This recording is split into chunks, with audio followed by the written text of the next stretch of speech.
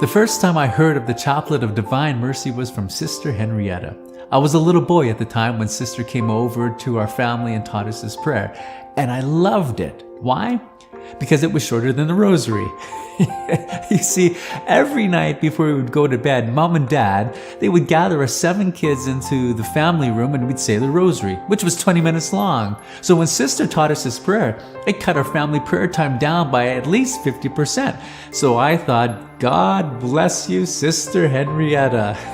Since then, I've grown to love the chaplet for another reason, because it gives us access to the wonderful mercy of God. Saint Faustina, a Polish nun, had a number of mystical experiences with Jesus. It was through these encounters with him that she received the chaplet of Divine Mercy. Jesus told Saint Faustina that those who would recite the chaplet would receive tremendous graces.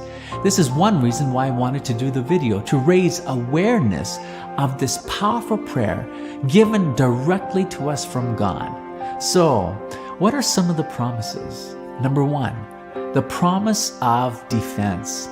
Jesus promises to a dying person that he will be their defense upon death if they say the chaplet. And if we say the chaplet on their behalf, we can obtain this grace for them.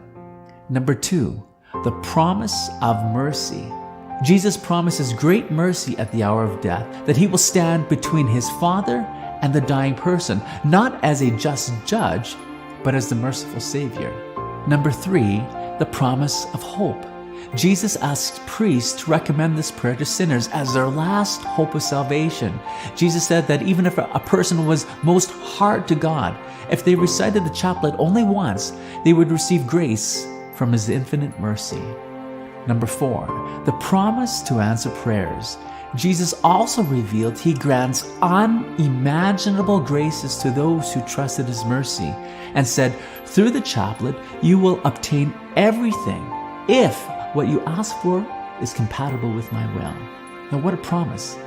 That we would receive everything we ask for when saying the chaplet if it is compatible with the will of God. So, is there something that you've been praying about for a long time, but you've just not seen any change?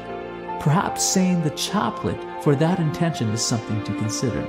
In the chaplet of Divine Mercy, we have the promise of defense, the promise of mercy, the promise of hope, and the promise of answered prayers. I love the chaplet. It's quick, it's simple, and it's powerful.